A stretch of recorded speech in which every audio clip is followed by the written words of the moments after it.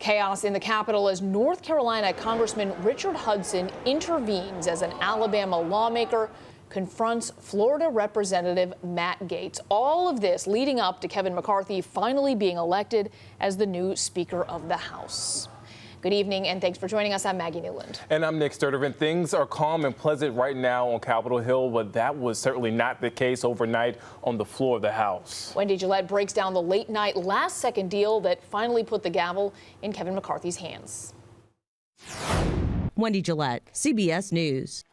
And one key concession McCarthy gave, restoring the ability of a single lawmaker to call a vote to oust the Speaker. Former Speaker Nancy Pelosi got rid of the rule because of how it was used against Republican John Boehner when he was Speaker. And before turning over the gavel to McCarthy, House Minority Leader Hakeem Jeffries took time to praise Pelosi, who stepped down from the Speaker's position. Jeffries, a representative from New York who also found himself nominated for Speaker this week, is the first black lawmaker to lead a political party in Congress.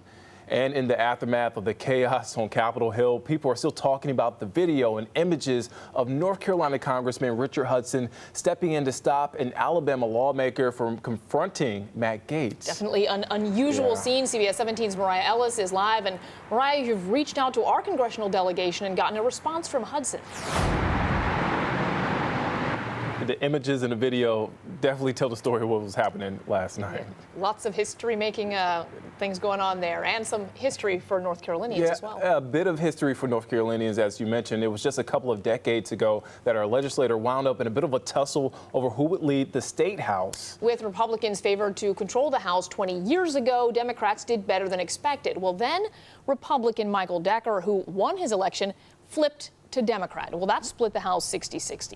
Alma Adams, Patrick McHenry, and Deborah Ross are representatives in Congress now who spent the past week watching the drama in D.C. unfold. Well, they were also in the State House in 2003, watching a similar power struggle there. When I was first elected to the North Carolina legislature, we were evenly divided, and we had all these rounds of votes for Speaker until a deal was cut. And you can watch Russ Bowen's complete story right now on our website and the CBS 17 News app. You can also learn about the stunning turn of events involving Michael Decker and Jim Black.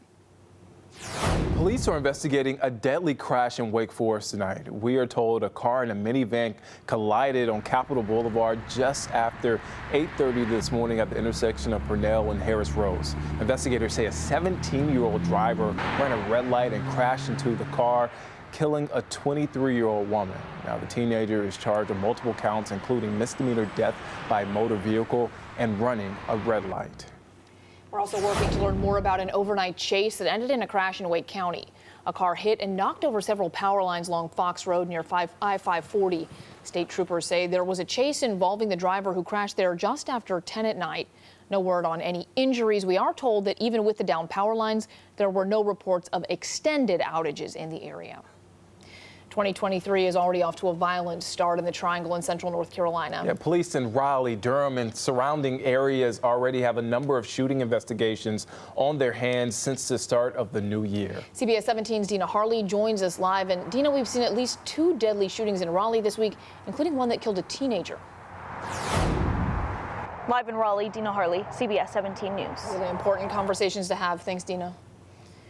A crime alert tonight in Southern Pines. Police are looking for 2 men on outstanding warrants in connection with a series of thefts in and around Moore County. This includes a recent incident reported at a Lowe's home improvement store in Southern Pines. Police say Joseph Wright and Zachary Hunt tend to use several different vehicles, including a Chevrolet 1500 pickup truck seen in this security picture. Officers also say they've used a small white sedan and a white Ford F-150 pickup. If you know where they all, call the Southern Pines Police Department.